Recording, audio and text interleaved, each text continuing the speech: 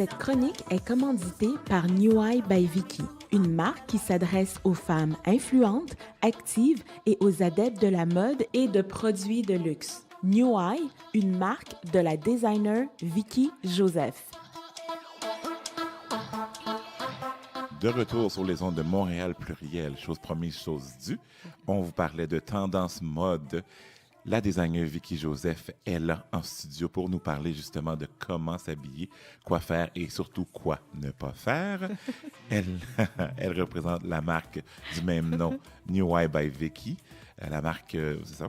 Et son site web, c'est le www.neweye.vicky.com. OK. Et le numéro de téléphone, rappelle-nous-le. 514-515-1996. Vas-y, Vicky, comment vas-tu? Ça va bien, toi? Ça va super bien, ça va super bien. Semaine de relâche est finie. Oh on est de retour dans la vraie poutine, les vraies affaires. Oui, comment vas-tu? Ça va super bien, merci. Un bon retour ce matin, à part le trafic qu'on a dû subir. Mais c'est correct, c'est le retour. It's back to reality, back à la routine. Tu nous parles de quoi aujourd'hui? Je vous parle de comment créer sa collection. Aïe, aïe, aïe. Vas-y, c'est pas mal intéressant. Ça. Mais avant de rentrer dans les détails, je voulais répondre à 2 questions. Parce que je sais qu'il y a beaucoup de personnes qui me demandent, avant même de penser à créer sa collection, qu'est-ce que ça prend pour être un designer? Okay. Est-ce que tu sais, je vais te poser la question, Greg, selon toi, pour être un designer, est-ce que ça demande d'avoir absolument un diplôme en design de mode? Je pense que non, mais il faut définitivement un énorme talent, par exemple. Donc, tu peux pas avoir la formation. Je crois que c'est quelque chose qui peut être appris sur le tas. Mais, le talent, par exemple, n'est pas appris sur le tas. Exact. Si tu n'as pas de talent, tu n'as pas de carrière. Tu as répondu à la question. Et c'est exactement ça. Ça ne prend pas nécessairement un diplôme, mais ça demande quand même... Tu sais, c'est sûr que c'est important d'avoir la technique. La technique, tu vas l'avoir sur le tas, mais comme tu l'as dit, c'est le talent. Tu sais, ça prend vraiment... Il faut que tu aies l'œil. Moi, je le dis tout le temps, c'est l'œil. Tu vois, il y a des designers qui sont extrêment forts au niveau de la technique. Tu sais, ils vont faire tous les beaux dessins sur AutoCAD, tous les patrons et tout, mais... honnêtement, ils l'ont pas. À la fin, le produit est Oui. Ça, c'est le genre de designer qui va travailler pour un autre designer. Pour un autre designer. Puis, qui, lui, a l'œil. C'est exactement ça.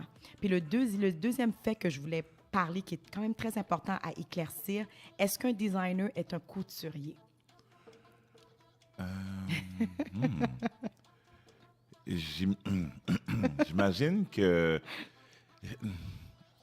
Celle-là, c'est une colle. Tricky, hein? Ouais, ça, c'est tricky.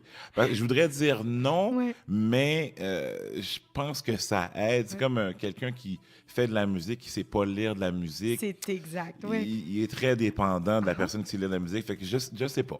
La question est non. Un designer n'est pas nécessairement un couturier. Parce qu'un couturier, ce que ça fait, le designer avant, ce que ça fait, c'est que le designer a la vision. C'est souvent un créateur, tu sais, comme un directeur artistique dans souvent des cas, tout dépendamment si tu travailles pour une grosse boîte. Mais honnêtement, comme quelqu'un comme moi, je vois la vision, je dessine, je fais tout l'assemblage primaire et tout, mais je ne vais pas nécessairement faire la couture du produit final. Donc, une couturière, ce que ça fait, ou un couturier, des fois, oui, il y a le designer couturier qui va faire de A à Z toute sa collection, mais lui va probablement très souvent rester dans son atelier, il ne va pas nécessairement développer son brand à un autre niveau. Si tu veux développer, tout dépendamment de ton plan, tout dépendamment de ta vision, si tu veux développer ta marque à un niveau plus international, là, oui, c'est sûr que la couture, à un certain moment donné, va prendre le bord. Moi, personnellement, je touche presque plus à la couture. Du tout. Je fais le départ, je fais tout le design, tous les prototypes. Je travaille avec le pattern maker, le patroniste, et ensuite, la couturière va faire le reste des morceaux. Parfait. Sur ça, j'ai une question pour toi. On va faire la petite pause publicitaire. On revient sous peu. Skin FM 106.3, Montréal. Apprendre l'espagnol au Mexique vous intéresse? Espagnol sans limite vous amène au Mexique afin de vivre une incroyable expérience d'immersion en espagnol. Imaginez le soleil, la plage, los mariachis, les danses folkloriques, les visites guidées aux sites archéologiques. Et ce, tout en apprenant l'espagnol? Oui. Pour vous informer, c'est simple. Composez le 514-992-4845. Le 514-992-4845. L'espagnol sans limite, parce que l'espagnol, c'est bien plus que... L'Association des Crétois de Montréal aura l'honneur d'accueillir l'ensemble musical de renommée internationale de Ross Daly, qui sera à Montréal directement de l'île de Crète pour une série d'événements, y compris un atelier musical et conférence qui se tiendra le lundi le 16 mars à 19h à l'Association des Crétois de Montréal, entrée gratuite.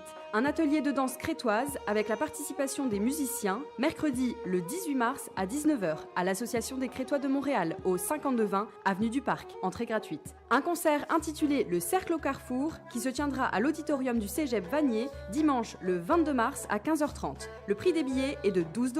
Vous pouvez procurer vos billets à Delphi Variété au 221 avenue Fairmont West. Ross Daly a consacré sa vie à l'étude de diverses traditions musicales du monde, y compris, autres que celles de la Crète, celles du Moyen-Orient, de l'Asie centrale et du sous-continent indien. Depuis plus de 25 ans, son groupe a participé dans des plus grands festivals de musique du monde, et ce, sur les 5 continents. Pour plus de renseignements, veuillez appeler au 514-296-5809. Vous êtes pris dans un tourbillon de dettes? Vous avez besoin d'un plan pour réaliser vos projets? Capital Plus a la solution pour vous. Appelez dès maintenant un de nos conseillers au 514-374-6800 et nous pourrons ensemble planifier vos projets. 514-374-6800. Capital Plus a un plan pour vous. La différence en son et en genre, c'est Montréal pluriel. De retour sur les ondes de Montréal pluriel, c'est fou. On avait une chronique dans la chronique pendant la pause publicitaire. Puis ce que je te disais, c'est que j'essaie de voir, mais s'il ne sait pas coudre, s'il n'a pas l'œil, il ne sera pas capable de voir si c'est bien cousu ou pas bien cousu. Ben ça, c'est sûr que s'il n'y a même pas l'œil, il n'y a même pas nécessairement cette passion-là pour vraiment comme développer cet atout du détail, c'est sûr qu'il ira pas loin. C'est sûr. Mais ça prend vraiment comme de prendre, moi je dis avant tout, c'est de prendre l'expérience, de travailler derrière, à côté d'un pattern maker, un couturier, un designer. Prendre ton expérience avant et par la suite, ça va être un peu plus facile pour comprendre le milieu. Mais il faut que tu aies mangé, il faut que tu aies eu l'expérience du domaine de la mode avant de pouvoir se lancer tout seul là-dedans. Ça, c'est sûr et certain. Ça, c'est sûr. OK, nice. C'est ça. Ça, c'était important que je le clarifie parce qu'il y a beaucoup de monde qui ont la peur, qui se posent la question, est-ce que je peux me lancer dans le domaine de la mode? J'ai vraiment pas l'impression que je sais coudre. J'ai même pas l'impression que je sais comment toucher un tissu ou quoi, connaître mes tissus. C'est sûr que ça s'apprend, ça peut s'apprendre sur le tas, mais quand même, c'est important de... Fait qu'à la base, il faut le talent et il faut l'œil. L'œil. Comme je te dis, l'œil. Oui, parce que le produit, à la fin, il va être horrible. Tu peux avoir la meilleure technique du monde, mais le résultat ne sera pas rendu. Fait que au niveau de la couture, ça peut être fait ailleurs. Au niveau du patron, ça peut être fait ailleurs. Les manuels peuvent être acquis après, mais à la base, à la base, fondamentalement, il faut avoir l'œil et il faut avoir le talent. Exactement.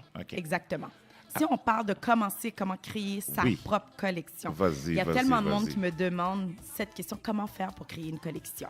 Une collection, c'est beaucoup de travail. Il faut vraiment que tu te donnes du temps. Tu ne peux pas te dire que tu vas commencer à dessiner comme ça. Oui, il y a des gens qui sont créatifs comme moi, ça vient comme toute seule. Des fois, je peux être en train de dormir la nuit puis j'ai un style qui pop dans ma tête. C'est vraiment comme ça que ça fonctionne. Mais en temps normal, il faut vraiment que tu t'assoies, que quand tu es prête à commencer ta collection, ça commence toujours au moins 1 an ou 2 à l'avance. Ça commence jamais sur le même moment. Il faut vraiment que tu t'inspires. Donc, quand on parle d'inspiration, on crée des mood boards qu'on appelle. C'est comme des maquettes, si on veut, d'images de ce qui t'inspire. Donc, si je donne un exemple, comment est-ce que j'ai créé la collection Femmes sauvages de 2012. Je prends un exemple comme ça. Alors là, à ce moment-là, ce que j'ai fait, j'ai recueilli plusieurs images. Ça peut être des images de fleurs, ça peut être des images d'animaux, parce que Femmes sauvages, ça me faisait penser à ça. Ensuite, tu fais du collage, tu les mets sur tes mood boards. Et à partir de là, tu descends à l'étape suivante, Ouais. qui est de commencer à faire tes sketchs. Tu les fais en mini-groupes, des mini-collections, parce que tu ne peux pas mélanger tous les Non, tissus c'est ça. ensemble. Oui. Donc, il faut que tu aies choisi tes tissus. Tu les choisis, tu vas faire ton magasinage selon ta thématique, selon ton mood board, parce que c'est ça qui te donne la direction d'où est-ce que tu t'en vas. À partir de ce moment-là, une fois que tu as choisi tes tissus, on ne dépasse pas plus de 2 ou 3 tissus par collection, parce que là, ça devient pêle-mêle, ça devient Faut qu'il y ait, chaotique. faut qu'il y ait une suite. une là. suite, Ouais. une direction. De là, tu dessines des mini-groupes, des hauts, des bas, mais il faut que ça se tienne ensemble. OK. Donc, c'est sûr que c'est important, ça revient à dire, c'est important de faire des stages, c'est important de travailler quand même côte à côte pour savoir comment faire le dessin technique, le dessin à plat. Il y a des designers comme, si je te donne un exemple comme Chanel, elle n'avait aucune idée comment dessiner. Il y en a qui dessinent super mal. Tu ne comprendrais même pas le dessin, mais encore une fois, ça fait partie du rôle du vrai designer. Ouais. C'est la vision. Tu l'as, la vision, tu es capable de l'amener à la ligne d'arrivée en ayant l'équipe. Talent. Vision Exactement. et l'œil. Exactement. Une fois qu'on a dessiné les sketchs, on a mis nos mini-groupes, on en fait, je te dirais que tu peux faire, pour une collection, si tu veux arriver sur un runway à avoir une 30aine de looks, tu dois en dessiner au moins 60. Oh, wow. Style. OK. Oui. Bas, pour arriver à créer un groupe, pour arriver à juste 30 looks. OK. Fait que tu peux t'imaginer les collections sur Paris, New York, London. Eux autres, ils ont au moins des quarantaines de looks qui passent sur un runway. Tu peux en avoir une centaine. Moi, j'en crée une centaine de styles par saison. Et j'en ai des extras. C'est là que je vois que, c'est là que tu dis la créativité, elle découle comme une rivière. Oui, mais on oublie la passion aussi, là, parce que c'est la passion. Puis en même temps, moi, je pense qu'il faut savoir dessiner aussi, parce que si tu t'imagines 80 à 100 dessins, puis tout ça, puis tu n'es pas capable de les faire, et mon Dieu, ça va être longtemps, là, ton processus de créativité, de création, là. Fait qu'il faut de la passion aussi pour être en mesure, écoute, pour dessiner autant. Chaque style. Aujourd'hui, tu vas voir, il y a des entreprises qui ont, des grandes entreprises, ils ont des programmes, des AutoCAD qui sont beaucoup plus faciles, qui font ça sur ordinateur. Ça demande du temps quand même. Oui, ils ont une équipe maintenant. Le designer va donner la vision, le mood board, tout, puis tu as une équipe maintenant. C'est rendu vraiment comme ça, qui vont faire le dessin sur ordinateur. Il y a des tricheries un peu aussi. Mais tu m'apprends quelque chose. Je ne savais pas que AutoCAD pouvait être utilisé pour faire des designs de mode en tant que tel. Wow! OK. C'est bien. C'est bien. Oui. Mais bon, pour résumer, on dit talent, on dit œil, on dit vision, mais on rajoute aussi passion parce que le processus prend un certain temps. Oui, tout à fait. OK. Le processus prend du temps puis tu as vraiment besoin de beaucoup de passion parce que tu vas te décourager. Il y a des moments où tu peux arriver, tu es littéralement bloqué. Tu n'as aucun jus qui sort. C'est le syndrome de la page blanche, puis tu as 80. Ça peut arriver. Puis si tu as le double à produire et à dessiner pour avoir 30 looks, comme tu dis, si le syndrome de la page blanche vous affecte, ça va être long, mes amis, ça va être long. Donc, c'est pas pour tout le monde. C'est pas pour tout le monde. Okay. Non, je le répète, c'est pas pour tout le monde. Il y a des gens qui s'entêtent, je les vois dès le départ, qui veulent être designers, je le vois, je suis non. Non, tu passeras pas le test, oublie ça. Oublie ça. Parce que ça te prend vraiment c'est ce petit quelque chose-là qui va te faire ressortir du punch. Écoute, le domaine de la mode, on ne se le cache pas. C'est un domaine qui a... ça déborde, ça déborde. Il y en a beaucoup. Il y en a beaucoup. Pour ressortir que tu sois unique. Oui. Comme on dit, beaucoup d'appelés, peu d'élus. Exactement. Énormément. Incroyable. Donc, est-ce que tu recommandes à ce moment-là aux designers en herbe de faire un stage chez une designer ou un designer pour voir si c'est pour vous? Un peu comme si vous voulez devenir médecin et vous n'aimez pas le sang, vous devriez peut-être pas devenir médecin. Si vous voulez vous lancer dans le design de mode et ne jamais avoir vu comment ça se fait, en réalité, c'est peut-être pas la bonne approche en tant que telle. Non. Puis c'est important de faire un stage pour voir si on aime ça, puis de laisser la personne vraiment aller. Moi, quand j'ai des stagiaires, je vais te demander de me créer une mini-collection, voir si vraiment tu aimes ça. Oui. Tu sais, vraiment avoir le vrai pouls. Mais c'est pas terminé, hein, Greg? Ah, c'est pas terminé? Non. Après que tu aies fini de faire tes mini-groupes, il faut que tu rajoutes des tissus complémentaires de base. Tu peux pas juste avoir des couleurs oser ou des imprimés oser. Il faut que tu sois capable de rentrer à l'intérieur de ça des couleurs de base primaires pour nuancer cette collection-là. Donc, il y a les 3 tissus principaux que tu parlais au départ, puis après ça, il y a des tissus, mais ceux-là agrémentent. Complémentaires. Et pour terminer, il y a l'élément final, qui est la finition, les garnitures ou la ligne qui est la ligne qui relie le tout. Donc, disons que c'était Femme sauvage, ma ligne qui reliait le tout, c'était les franges. Donc, ça, c'est un autre ajout. Ça peut être de la dentelle, ça peut être un autre, ça peut être des rhinestones que tu rajoutes sur les morceaux de ta collection pour vraiment aller chercher le tout puis combler vraiment cette collection-là, faire un tout, faire un groupe. C'est ça qui fait que tu vas sentir quand tu vas avoir des runways, tu vois l'essence. Tu vois la continuité, je vois la thématique, je vois l'histoire. Il faut que tu crées une histoire. Il y a trop de designers encore. Tu regardes sur des runways, bon, tu sais, de base, je parle pas. Tu peux pas arriver à New York Fashion Week si tu n'es pas top-notch. Ça, c'est sûr et certain. Mais tu le vois sur des shows réguliers. Wow, il n'y a pas d'histoire, il n'y a rien. C'est comme un morceau qui défile à la fois. Et c'est là la difficulté de beaucoup de designers. Merci, Vicky, de nous expliquer, de nous démontrer la complexité du métier. Parce que quand on voit le produit fini, on est là, c'est une parade de mode, puis tout ça. On peut voir si c'est bien fait ou mal fait, puis tout ça, mais on ne sait pas qu'est-ce qu'il y a derrière la production de défilé. Aussi après, faire les patrons. À la suite, c'est ça. Aller chercher les tissus, faire les patrons, tout ça. Ça demande énormément de temps et de travail.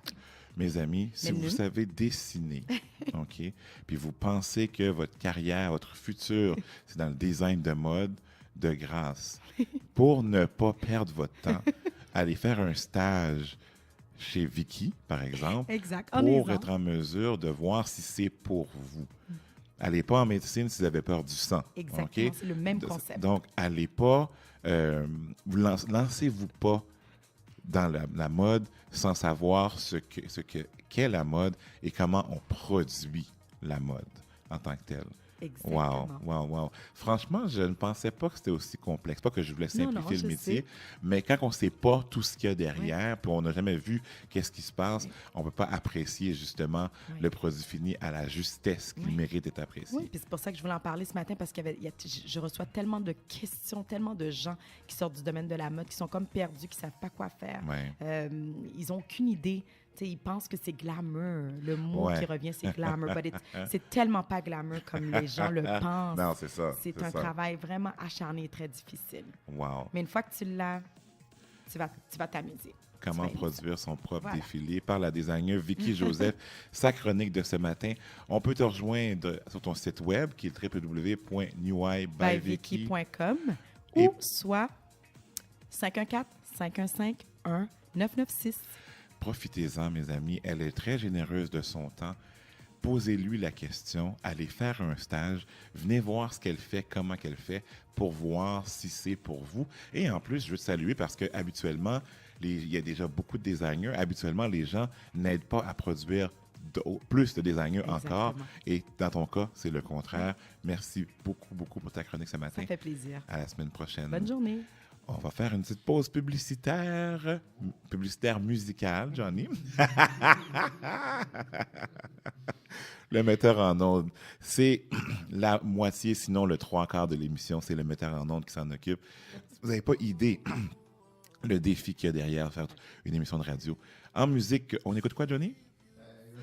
You're Beautiful.